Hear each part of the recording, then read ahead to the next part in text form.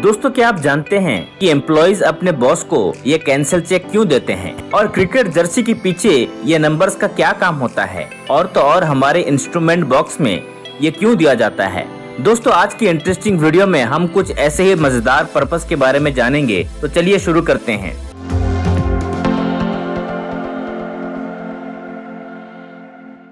Number 1, आपने इस बात को तो नोटिस किया होगा कि नेशनल हाईवे पर जो व्हाइट लाइन होती है उनमें बाकी नॉर्मल रोड के व्हाइट लाइन से काफी ज्यादा गैप होता है और वो काफी बड़ी होती है। और अब अगर आपको लग रहा है कि नेशनल हाईवे पर काम करने वाले लोग आलसी हैं इसलिए ऐसा हो रहा है, तो भाई ऐसा नहीं है। देखो, नेशनल हाईवे पर जो कार होती है वो नॉर्मल रोड के मुकाबले में काफी फास्ट मूव कर रही होती है, और अगर ये व्हाइट लाइन्स छोटी होंगी तो कार के तेज स्पीड की वजह से काफी तेजी से मूव करती नजर आएंगे, जिससे ड्राइवर का बिल्कुल यही हाल होगा।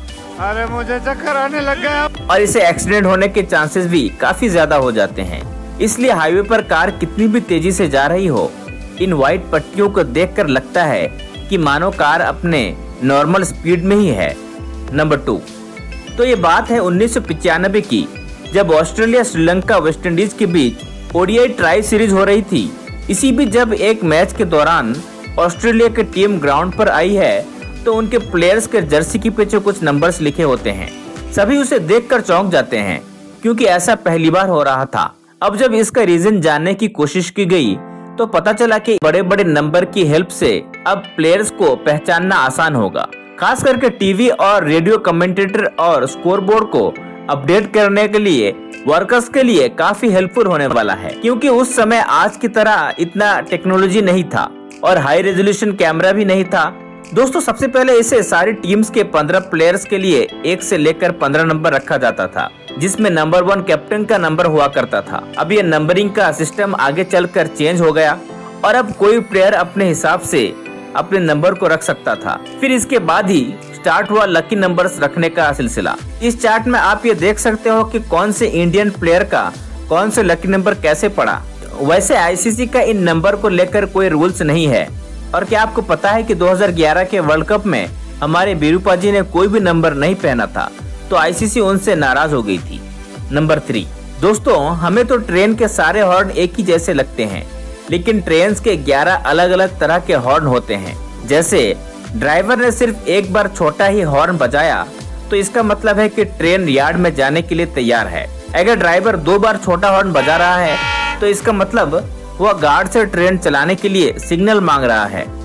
और अगर ट्रेन चलाते वक्त अगर ड्राइवर 3 बार छोटे हॉर्न बजा रहा है तो इसका मतलब है कि गाड़ी अपना नियंत्रण खो चुकी है। गार्ड अपने डिब्बे में लगे वैक्यूम ब्रेक लगाए और अगर 2 छोटे हॉर्न और 1 लंबा हॉर्न दिया जा रहा है तो इसका मतलब है कि ट्रेन की किसी ने इमरजेंसी चेन खींच दी है। वैसे दोस्तों कमेंट्स में बताएं कि आपने कितनी बार चेन खींची है। मैंने तो 1 बार चेन खींचा है। नंबर 4, इंडिया में से बहुत ही कम लोग होंगे जिन्होंने जॉब के लिए धक्के नहीं खाए होंगे, और इसलिए आपको कैंसिल चेक के बारे में तो पता ही होगा। कई कंपनी आपको अपने जॉब पर रखने से पहले आपसे कैंसिल चेक मांगती है, और इसका रीजन ये है कि उनको प्रूफ मिल जाए कि आपके पास सही में एक बैंक अकाउंट है और आपके बैंक अकाउंट से रिलेटेड बहुत सारे नेसेसरी डिटेल्स उसी चेक से जान लेते हैं। वैसे चेक को कैंसिल इसलिए किया जाता है ताकि वो कंपनी इस चेक के जरिए मिसयूज ना कर ले, मतलब कोई भी अमाउंट डाल करके पैसे देने की जगह निकाल ही ना ले। दोस्तों जब बचपन में हमें ये इंस्ट्रूमेंट्स मिला तब से मेरे दिमाग में हमेशा से ये सवाल जरूर आता था कि हमारे इंस्ट्रूमेंट बॉक्स में ट्रायंगुलर स्केल क्यों दिया जाता है।